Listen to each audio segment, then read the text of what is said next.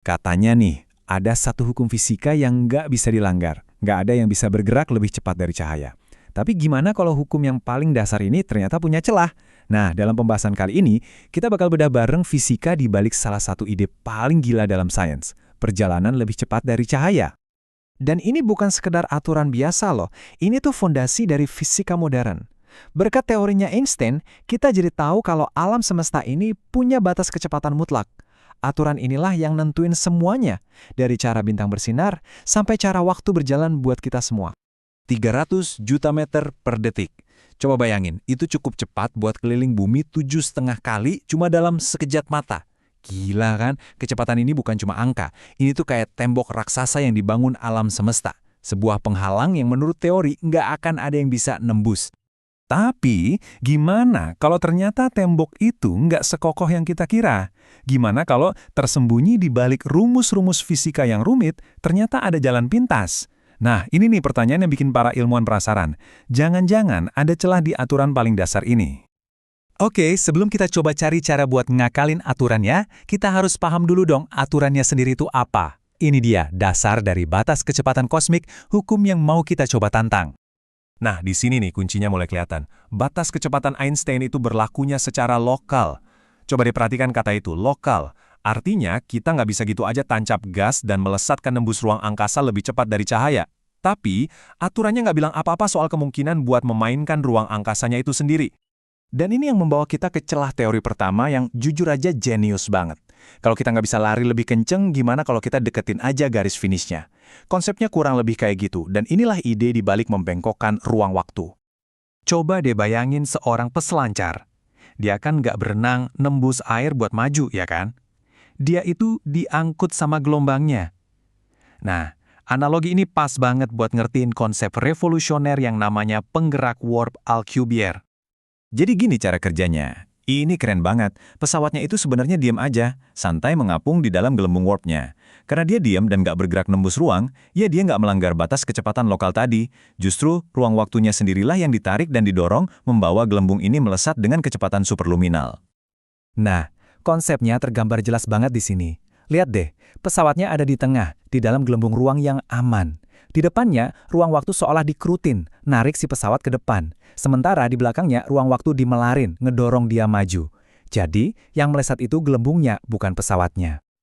Oke, cara kedua buat membengkokkan ruang waktu adalah lewat lubang cacing. Gini deh analoginya, bayangin kita ini semut di atas apel. Kalau mau ke sisi seberang, kita bisa jalan muterin permukaan apelnya, atau kita bisa ngegali terowongan lurus nembus apelnya. Jauh lebih cepat kan? Nah, lubang cacing itu ya terowongan kosmik itu. Tapi ada masalah gede. Konsep lubang cacing yang paling awal yang dikenal sebagai jembatan Einstein-Rosen ternyata sangat nggak stabil. Bayangin aja sebuah terowongan yang langsung ambruk begitu kita coba masuk. Bahkan cahaya aja nggak sempat lewat, saking cepatnya dia runtuh. Jadi tantangan terbesarnya adalah gimana caranya biar terowongan ini tetap kebuka. Oke, membengkokkan ruang waktu itu satu celah. Tapi ada celah kedua yang jauh lebih aneh yang adanya di dunia super kecil. Kalau relativitas umum itu buku aturan buat jagat raya yang gede, mekanika kuantum ini buku aturan buat dunia subatomik. Dan aturannya benar-benar di luar nalar kita. Bedanya fundamental banget. Dunia kita yang klasik ini sifatnya lokal. Apa yang terjadi di sini, ya tetap di sini. Nah, dunia kuantum itu non-lokal, artinya koneksi bisa terjadi secara instan melintasi jarak yang super jauh. Di dunia kuantum, batas kecepatan cahaya itu seolah-olah nggak berlaku. Contoh paling terkenalnya itu keterkaitan kuantum. Bayangin aja, ada dua partikel yang terhubung secara misterius.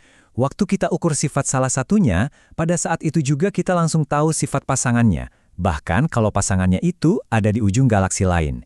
Ini menunjukkan kalau pada level paling dasar, informasi itu bisa berpindah lebih cepat dari cahaya. Oke, kita udah punya dua ide yang menarik banget nih. Bengkokin ruang waktu sama manfaatin aturan kuantum. Tapi sekarang, kita harus hadapi kenyataannya. Kedua metode membengkokkan ruang waktu tadi, baik penggerak warp maupun lubang cacing, ternyata mentok di satu masalah yang sama persis.